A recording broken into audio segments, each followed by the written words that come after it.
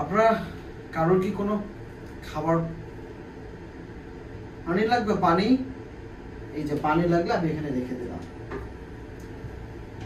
আমরা কয়েকটি চিত্র লিখেছি গত কয়েকদিন ধরে। সত্যি কোনো ব্যক্তি, কোনো মনুষ্যত্ব ব্যক্তি কখনো এই চিত্র বা এই দৃশ্য দেখে তার মনটাকে শান্ত করে রাখতে পারবে না।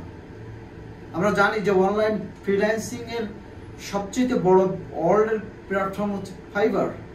বাংলাদেশের একজন ফ্রিল্যান্সার মুগ্ধ, সে সেখানে কাজ করতেন, কিন্তু যখন তার ভাইদেরকে বা ছাত্র ভাইদেরকে কোটা সংস্কার আন্দোলনের রাজপথে নেমেছিল, তখন মুগ্ধ এসেছিল এরকম পানির বোতল নিয়ে আন্দোলনকারীদেরকে পানি খাওয়াতে। তিনি বারবার বলছিলেন, পানি লাগবে কারুর, পানি, পানি লাগবে কারুর, পানি। কিন্তু আমরা পরবর্তীতে দেখলাম একটি বুলেট তার মাথায় বিদ্ধ হয়ে সে মৃত্যুশয্যায় পড়ে গেল। বাংলাদেশ কি হারাচ্ছে? আপনারা নিশ্চয়ই আরো একটি দৃশ্য দেখবেন। একটি ছেলে আহত হয়েছে হাসপাতালের মধ্যে, তার বন্ধু তাকে তার আম্মার ফোনে কল দিয়েছে। সে বলছে, মা আমি সুস্থ আছি, আমি সুস্থ আছি মা, আমি ভালো আছি। কি দৃশ্য দেখার কথা ছিল, আর আমরা কি দৃশ্য দেখছি। গতকাল আমরা দেখলাম খুলনাতে একটি ছাত্রী বুক উঁচু করে, হাত উঁচু করে সে একটি পুলিশের কাভার ভ্যানকে আটকে দিল।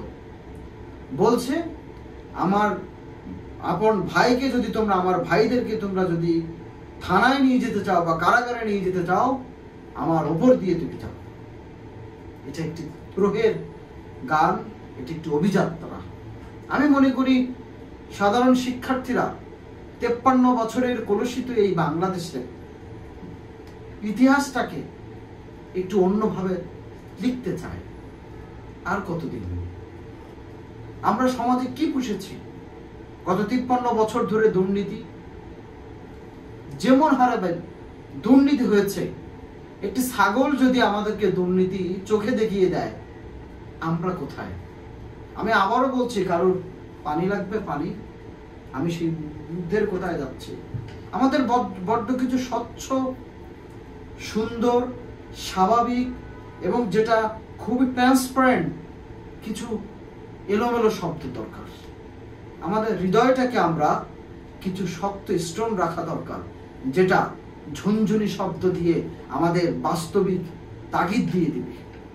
আমাদের জীবনের অধ্যায়গুলো কেমন যেন হচ্ছে। আমরা অন্যায়টাকে বলছি ভালো, আর যেটি ভালো সেটাকে বলছি খারাপ।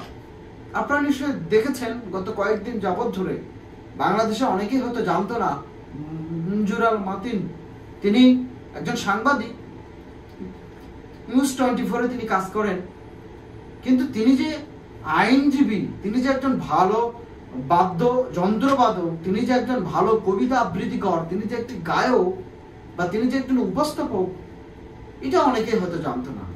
আজকে তাকে বিভিন্নভাবে অপমানজনক কথা বলা হচ্ছে। কেন কথা বলা হচ্ছে?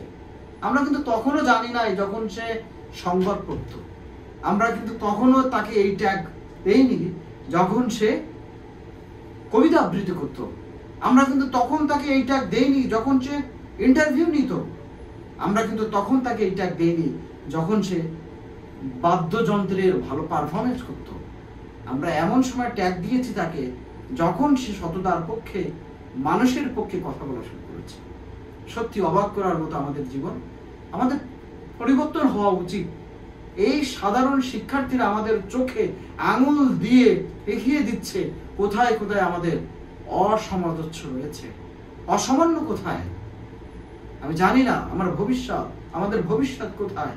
এই দেশের গণতন্ত্রের নামে গলাবাজি করে কোনো লাভ নেই যদি আমি, আপনি, আমরা সবাই পরিবর্তন না হতে পারি। আমার বিশ্বাস যে অভিযাত্রায় মানুষ, জনতা, শিক্ষার্থী সমকাঁধে মিলে একসাথে চলে যাচ্ছে, নিশ্চিত তার সুফল সামনে।